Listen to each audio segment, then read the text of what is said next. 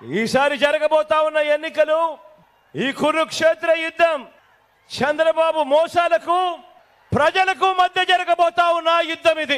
ఇది కేవలం చంద్రబాబుకు జగన్కు మధ్య జరుగుతా ఉన్న యుద్ధం కాదు. ఈ యుద్ధం ప్రజలకి చంద్రబాబు మోసాలకు మధ్య జరుగుతా ఉన్న యుద్ధం.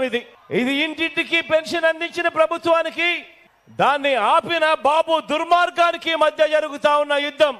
ఇది వారి మోసాలకి మనకున్న విశ్వసనీయతకు మధ్య జరుగుతా ఉన్న యుద్ధం. ఈ అబద్ధాల బాబుకు ఇద్దరు వంతలు.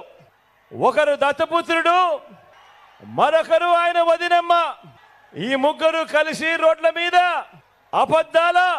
అబద్ధాలు బుర్రకథలతో చెప్పడం మొదలు పెట్టారు. బాబు మోసాల బుర్రకథను వారిద్దరూ కూడా తందానా అంటూ ఈ మధ్య కాలంలో వాళ్ళందరూ కూడా రోడ్ల మీద కనిపిస్తా ఉన్నారు. ఈ సిద్ధం సభలో మీ అందరి ముందు కూడా నేను ఒకటి చెప్పదలుచుకున్నా. మీ అందరికీ తెలిసిన విషయం, మీ బిడ్డ ఏం చేశాడు, ఈ 58 నెలల పాలనలో ఏ రకంగా మీ బిడ్డ మీ జీవితాలలో మార్పులు తీసుకొచ్చాడు అని ప్రతి సందర్భంలోనూ మీ బిడ్డ ప్రతి సిద్ధం సభలోనూ చెప్పుకుంటూ వచ్చాడు. గతంలో ఎప్పుడూ కూడా జరగని విధంగా ఏ రకంగా మీ బిడ్డ మీ జీవితాలలో వెలుగులు నింపడానికి అడుగులు వేశాడు అని చెప్పుకుంటూ వచ్చాడు. ఆలోచన చేయమని చెప్పి మీ అందరితో కూడా ప్రతి అడుగులోనూ కూడా కోరుతూ వచ్చా.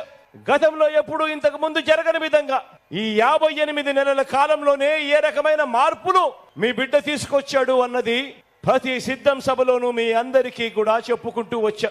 ఈ రోజు నేను మీ అందరికీ కూడా ఒకే ఒక్క ప్రశ్న అడుగుతా ఉన్నాను.